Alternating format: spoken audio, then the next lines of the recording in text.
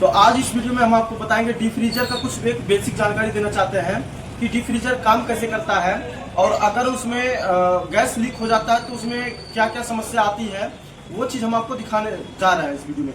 देख सकते हैं ये हमारे डीप फ्रीजर के टैंक में जहां हम सामान को स्टोर करते हैं, यहाँ पे हमने कुछ कॉपर के लाइनें बिछा रखी हैं, 1 2 3 4 5 6। तो ये कॉपर का जो लाइन है ये क्या काम करता है और इसको क्यों हम लगाए हैं और इसको अंदर से क्यों नहीं डाल सकते, ठीक है। तो मैं बता दूं आपको, थोड़ा सा नीचे दिखा, यहाँ पे आपको दिखाई दे रहा होगा ये अंडरग्राउंड वाला जो पाइप है, पहले जो कंपनी लगाई थी वो ये है और ये चीज़ यहाँ से आया हुआ है ऊपर पाइप, इसके ये थोड़ा दूर है, इसके अंदर सेम इसी तरह से पाइप गया हुआ है, ठीक है।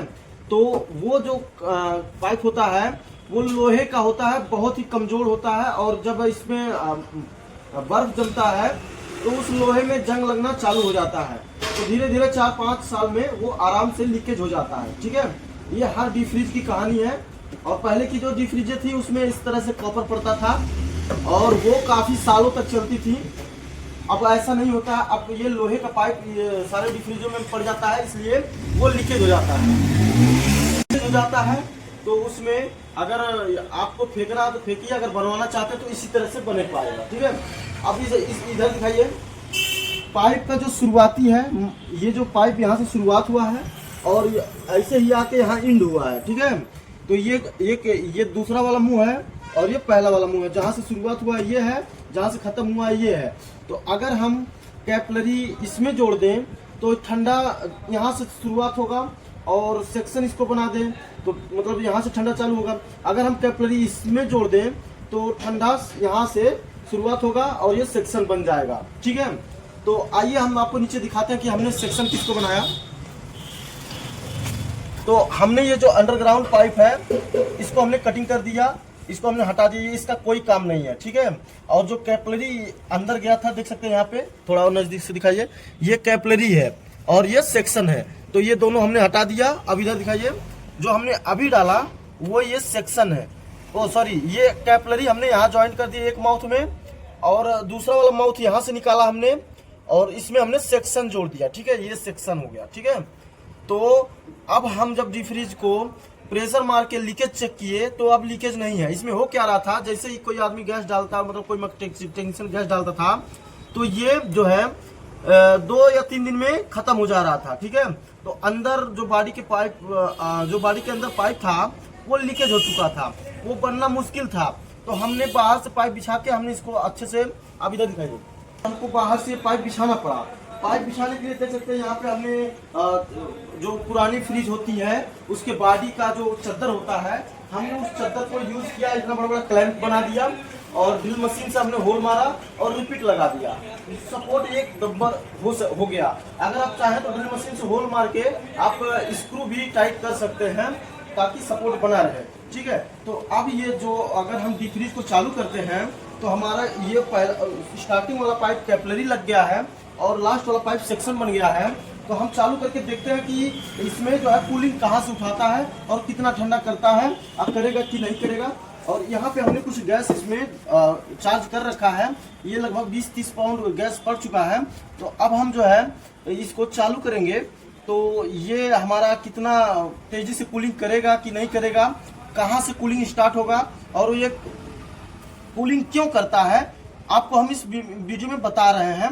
जैसे कि मान लीजिए यहाँ से जब हमने ये गैस जब भर दिया, इस कंप्रेसर के अंदर गया, तो जब कंप्रेसर को हम करंट देते हैं, इलेक्ट्रिसिटी देते हैं, तब ये कंप्रेसर गैस को पंप, मतलब जो भी चीज़ होता है गैस कंप्रेसर के अंदर, उसे ये तेज़ी से पंप करके डिस्चार्ज के रास्ते से कंडेंसर में फेंकता है। तो कंडेंसर के पास देख सकते हैं यहाँ फैन लगाया हुआ है, यह फैन जो है कंडेंसर का हीटिंग काफ़ी तेज़ी से बढ़ता है, तो ये फैन जो है उसको कंट्रोल करता है, हवा फेंक के उसको कंट्रोल करता है। तो जब कंडेंसर से गैस निकलता है तो फिल्टर के पास आता है। इस फिल्टर में स्लो प्रेशर करने के लिए, हाई प्रेशर को लो प्रेशर करने के लिए कुछ सिरका जेल लगे हुए हैं और कुछ जालियां लगी होती हैं डस्ट को क्लीन करने के लिए। उसके बाद यहाँ कैपलरी लगी होती है, इसका बहुत ही पतला माउथ होता है, ये साइज बाई साइज और फीट बाई फीट आता है, जिसमें जितना फीट लगाएंगे उसी तरह से इसका एक डाटा होता है कि अगर हमको डीप फ्रीज चलाना 500 लीटर, उसमें कंप्रेसर कौन सा लगेगा, उसके निर्धारित ये कैपिलरी का साइज तय किया जाता है, लेंथ तय किया जाता है। इसमें कुछ नहीं, बस यह एक पाइप है, बहुत ही बारीक होल होता है इसमें, और यहाँ से जब गैस तेजी से आता है तो कैपिलरी के रास्ते होते, जब यहाँ पाइप में हम ज्वाइन किए हैं, जब यहाँ से यह प्रेशर रिलीज होता है पाइपों में, तब गैस जो है भाप की तरह इस पाइपों में घूमता है, और जब गैस रनिंग करने लगता है अंदर, तो यहाँ पे गैस रनिंग करते ही पतले पाइप से अगर तेजी प्रेशर से अगर किसी मोटे खुले जगह पे आता है जब गैस, तो वहाँ ऑटोमेटिक पाइप ठंडा पड़ जाता है। ठंडा पड़ जाने के बाद जो भी बाहर ऑक्सीजन मिलता है वह चिपक जाता है और बर्फ में कन्वर्ट हो जाता है। तो इस तरह से ये डीप फ्रीज और फ्रीज और एसी इसी तरह से काम करते हैं। तो हम इसको चला के आपको दिखाते हैं कि ये कितना एम्पियर ले रहा है और काम करेगा कि नहीं करेगा। हम इसको जो है चालू करते हैं यहाँ पे।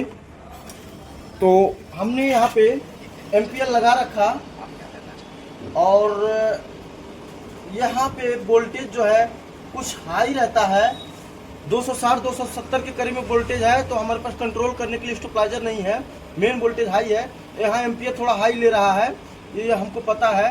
तो अब हम गैस को थोड़ा सा और इसके अंदर बढ़ाएंगे। तो इधर हम यहाँ से आज हाई प्रेशर वाले गैस से गैस को चार्ज कर दे रहे हैं। हमको अनुभव है हमको कितना डालना है। तो हम हाई प्रेशर गैस लगा के लीकेज चेक कर रहे थे, उसी पे हमने वैक्यूम कर दिया। तो लगा के हमको यहाँ पे देख सकते हैं, हमको यहाँ से कितना गैस चार्ज करना हमको मालूम है।